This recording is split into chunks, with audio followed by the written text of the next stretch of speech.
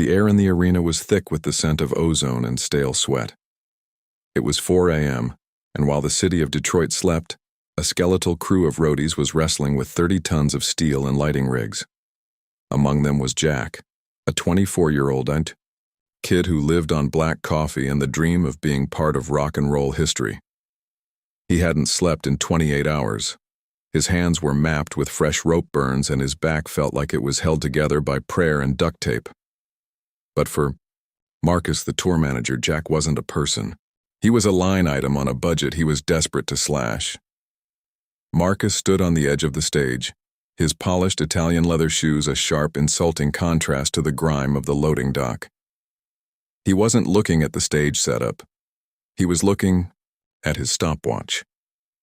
He was a man who measured success in saved nickels and viewed the crew as necessary evils, disposable batteries to be drained and discarded. The breaking point came over a frayed XLR cable. Jack had flagged it as a fire hazard, a small but vital catch that could have fried a pedal board or, worse, a performer.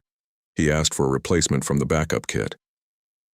"We don't have backups for incompetence, Jack," Marcus sneered, his voice cutting through the hum of the generators like a jagged blade. He stepped into Jack's personal space, the smell of his expensive peppermint gum masking a foul temperament. "You're slow, you're sloppy, and now you're trying to grift me for more gear? That cable stays. You stay. And since you're so worried about safety, you can skip your dinner break to double-check every connection in the north rig." Unpaid. Jack looked at his boots. He knew the cable was dangerous. He also knew he had $4 in his pocket and a mother back home who needed his paycheck. The power imbalance was a physical weight pressing him down into the floorboards. "I'm just trying to keep the stage live, Marcus," Jack whispered, his voice cracking from exhaustion. "You're trying to keep a job you don't deserve," Marcus snapped, stepping closer until he was chest to chest with the exhausted roadie. "Keep talking and you can walk back to Jersey. I'll replace you before the sun comes up. Now get on your knees and tape that line down." Jack sank to the floor, the humiliation stinging worse than the blisters on his hands.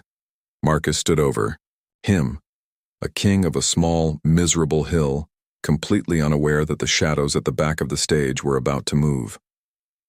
The silence that followed Marcus's command was heavy, broken only by the distant rhythmic thud-thud of a soundcheck kick drum in the far corner of the arena. Jack was on his knees, the cold concrete biting into his denim, fumbling with a roll of gaff tape. His vision blurred with fatigue and a burning sense of shame.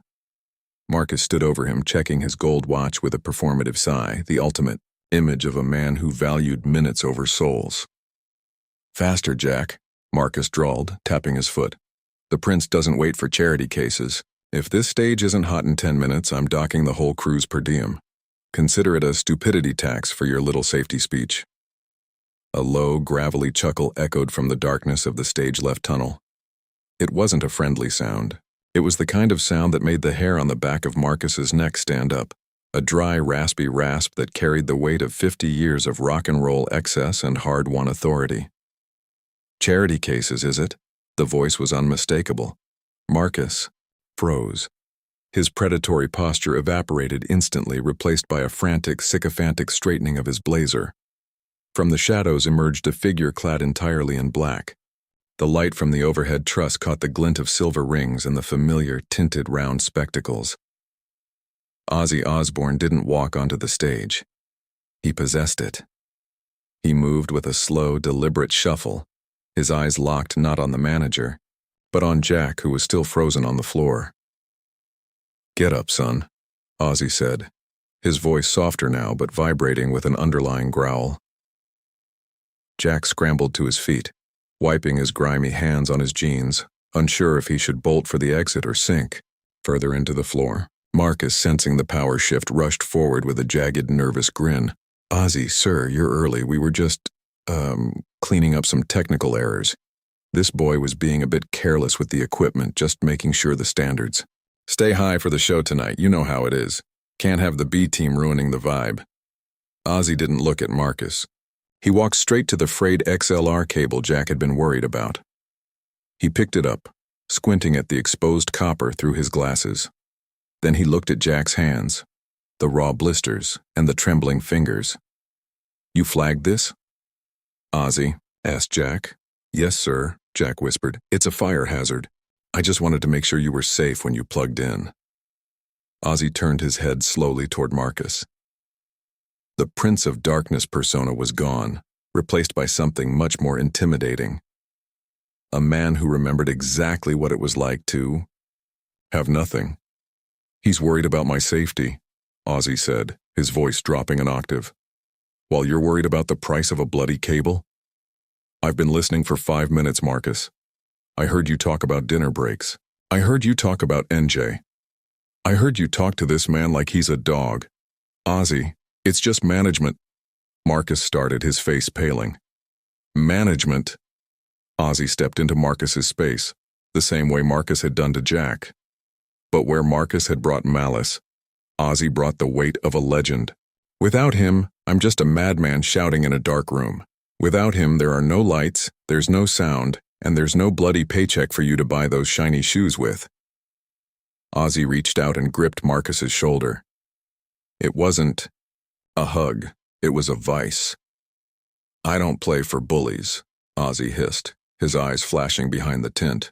"And I don't play for men who starve my family. Because that's what this crew is, they're my family. You're just the man holding the clipboard. And clipboards can be replaced a lot faster than a good roadie." The power in the room had flipped. The suit was now the one trembling, and the disposable kid was seeing a god stand in his corner. The silence in the arena was no longer heavy with Jack's shame. It was electrified by Marcus's terror. The tour manager's breathing was shallow, his eyes darting toward the exit as if he could physically outrun the judgment of a man who had survived everything the rock world could throw at him. Ozzy didn't let go of Marcus's shoulder. Instead, he pulled him a fraction closer, his voice dropping into that low, melodic growl that has commanded stadiums for decades. "You see that boy's hands, Marcus?" Ozzy asked, nodding toward Jack's blistered fingers. "Those are the hands that build my world. They're covered in grease and rope burns so yours can stay soft and clean. And you had the gall to tell him to get on his knees? In my house?" "Ozzy, please," Marcus stammered, his polished persona crumbling like wet cardboard. "It's a high-stress tour. I was just trying to keep us on schedule. The budget is mine," Ozzy interrupted, his grip tightening. "The stage is mine, and the people on it? They're mine too. You don't talk down to the blood and bone of this industry. You don't threaten a man's dinner because he's trying to keep me from getting electrocuted." Ozzy turned his head slightly, shouting over his shoulder into the darkness of the wings. "Sharon, come here a minute, darling." From the shadows, the true architect of the Osbourne Empire stepped into the light. Sharon didn't need to say a word. Her presence alone felt like a gavel hitting a mahogany desk. She took one look at Jack's exhausted face, one look at the frayed cable, and then fixed her gaze on Marcus. "He's been bullying the crew, Sharon," Ozzy said, his voice regaining a bit of its mischievous edge, though the iron remained. "Telling them they don't deserve to eat, threatening to leave them in Jersey." Sharon's smile was colder than a midwinter gale in the Midlands. "Is that so, Marcus? You thought you were the big bad wolf because you have a clipboard and a company car?" She looked at Jack. "Sweetheart, go to the catering tent. Tell them I sent you. Get a steak, get a seat, and don't you dare pick up a piece of tape until you've had a full hour of rest. That's an order from the boss." Jack hesitated, looking between the legend and the manager who had nearly broken him. "Go on, son," Ozzy encouraged, giving him a wink. "The steak's on Marcus's tab tonight." As Jack walked away, his head held a little higher, the real settling of the score began. Ozzy turned back to Marcus, the playfulness vanishing instantly. "Here's how this works," Ozzy said. "You're going to apologize to every man and woman on this load-in crew, in person. Then, you're going to find the backup gear Jack asked for, and you're going to carry it to the rig yourself. Those shiny shoes of yours, I want to see them covered in stage dust by sunrise. And after the show," Sharon added, her voice sharp as a razor, "you're off the tour. We'll have your bags packed and waiting at the security gate. Since you're so fond of walking back to Jersey, you can start tonight." Marcus looked like he wanted to argue, to cite a contract or a clause, but one, "Look at Ozzy," standing there like a protective dark sentinel, silenced him. He realized he wasn't just losing a job. He was being exiled from the kingdom. He turned, his shoulders slumped, and began the long, humiliating walk across the stage to find the crew he had spent months tormenting. Ozzy watched him go for a moment before picking up the frayed XLR cable. He tossed it into a nearby trash bin with a look of pure disgust. Then he looked out into the empty, darkened arena, imagining the thousands of fans who would fill it in a few hours. "Can't have a show without the heart, can you?" he muttered to himself. An hour later, Jack sat in the catering tent, a hot meal in front of him and a fresh pair of heavy-duty work gloves sitting on the table, a gift sent down from the dressing room.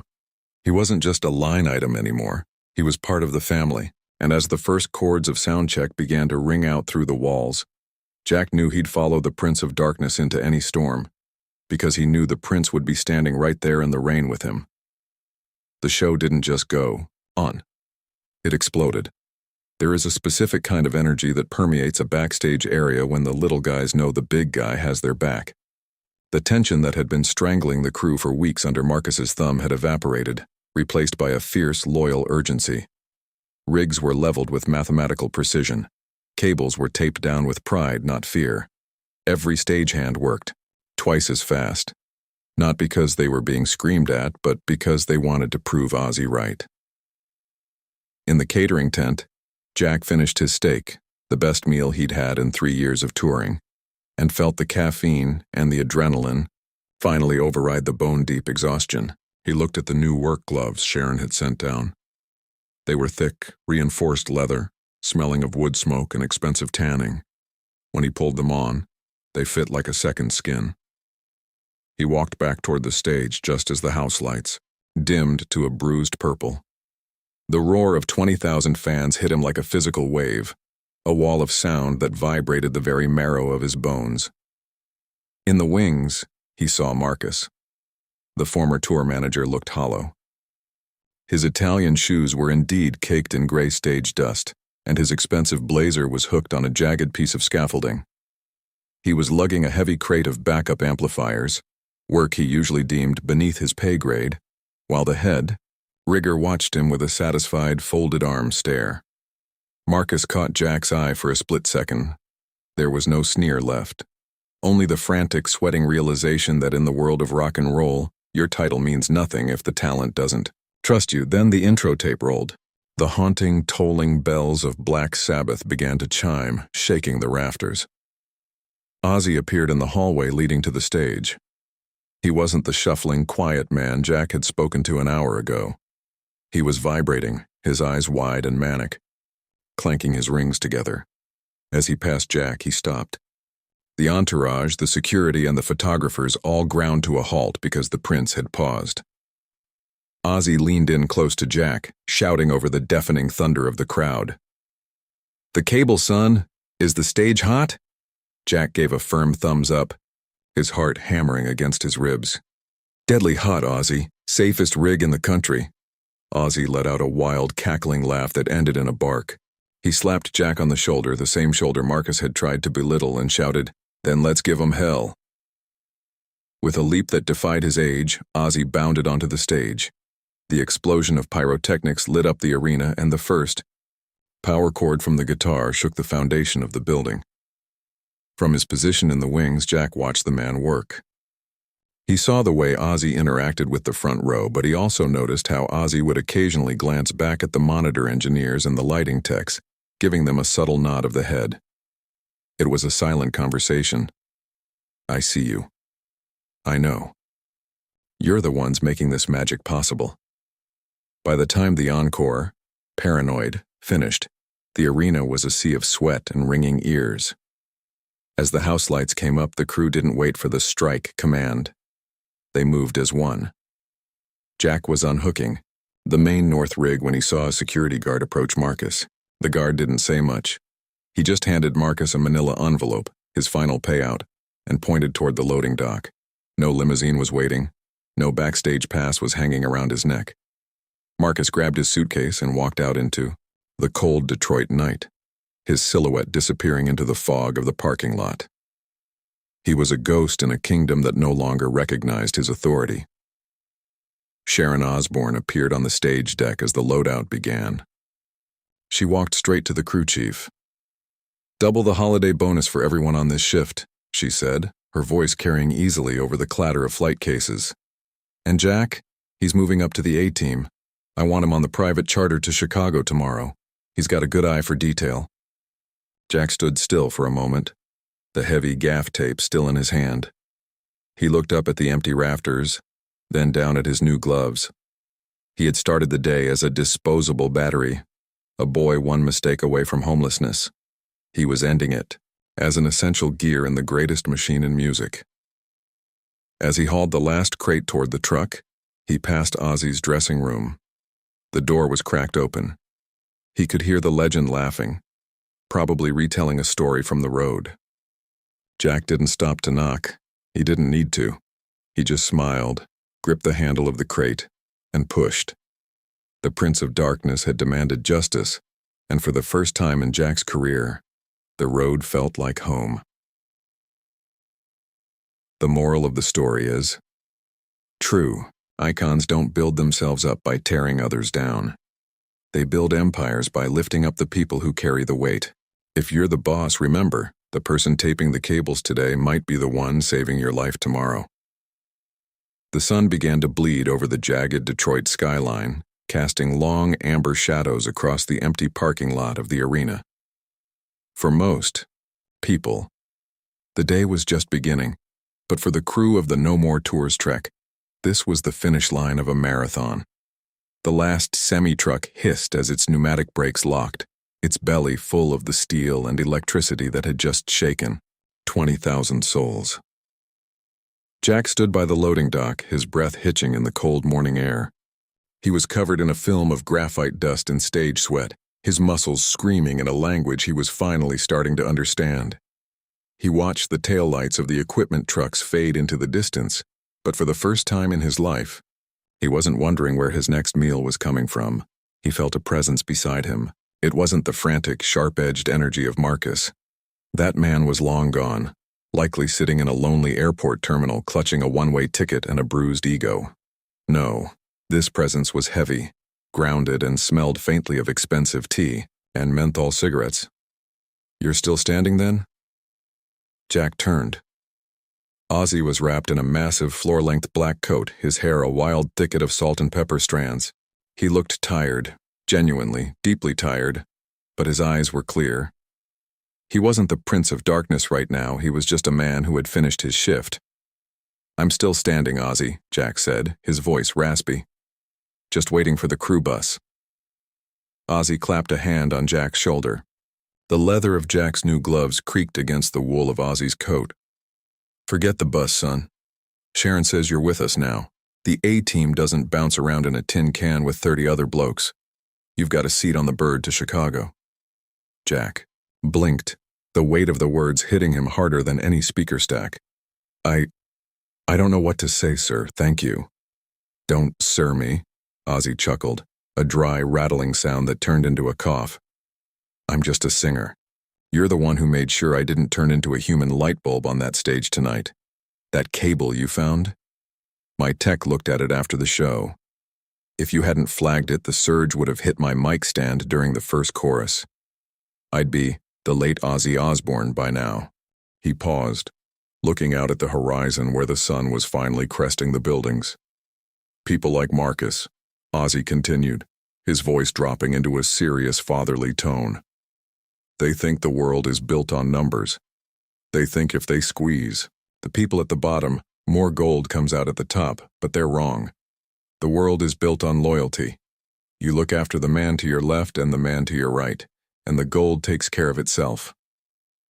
Ozzy reached into his pocket and pulled out a small silver coin, a custom tour challenge coin with his crest on one side and the words "Family First" on the other. He pressed it into Jack's hand. "Keep that. If anyone ever tries to tell you you're disposable again, you show 'em that and tell 'em to call me. I've got plenty of room in the trunk for another manager if I need to make a swap." A black SUV pulled up silently to the curb. The door opened and Sharon leaned out, her red hair vibrant even in the dim morning light. "Come on, Ozzy. The pilots are waiting and I've got a meeting with the Chicago promoters in 4 hours." Ozzy gave Jack one last squeeze of the shoulder, a gesture of genuine respect between two men who had put in a hard day's work. "See you in the Windy City, Jack. Bring those gloves. We've got a big rig to build tomorrow." As the SUV sped away, Jack looked down at the silver coin in his palm.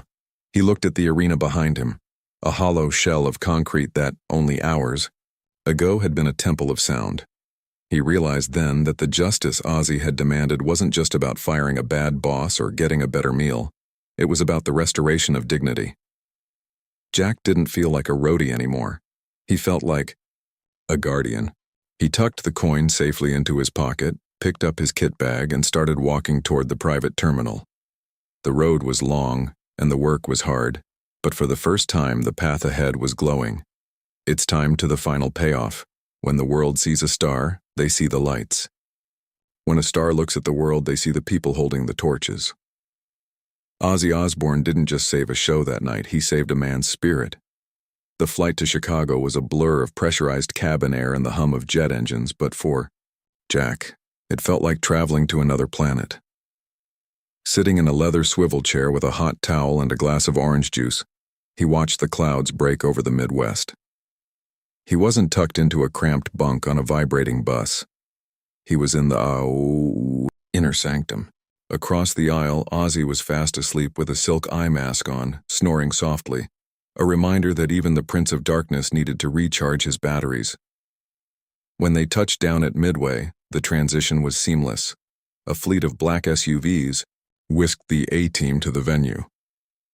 But as Jack stepped out onto the tarmac, he realized the story of what happened in Detroit had traveled faster than the private jet. Word in the roadie circuit moves like lightning. By the time Jack walked into the Chicago arena for the load-in, the atmosphere had shifted. The local crew, the yellow shirts, who usually looked at touring roadies with a mix of weariness and suspicion, were whispering. They looked at Jack's new gloves. They looked at the silver coin tucked into the transparent pocket of his ID badge.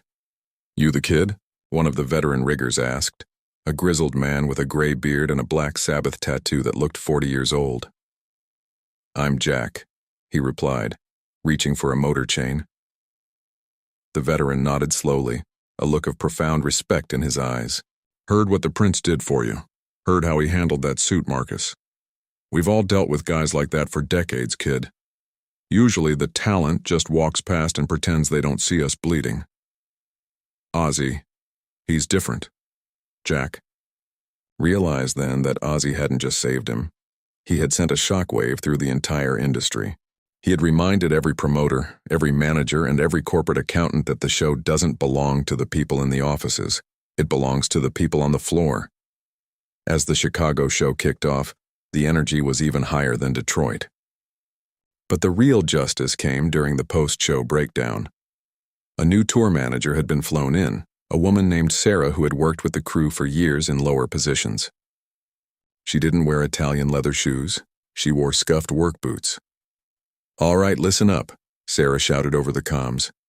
"Catering is open until 3 a.m. No one starts the heavy lift until they've had a break. And if anyone has a safety concern, I don't care if it's a loose bolt or a frayed wire. You bring it to Jack. He's the safety lead for this leg." Jack felt a surge of pride that nearly knocked him over. He wasn't just a roadie anymore. He was a specialist. He spent the night roaming the rafters, his eyes sharp, his new gloves gripping the steel.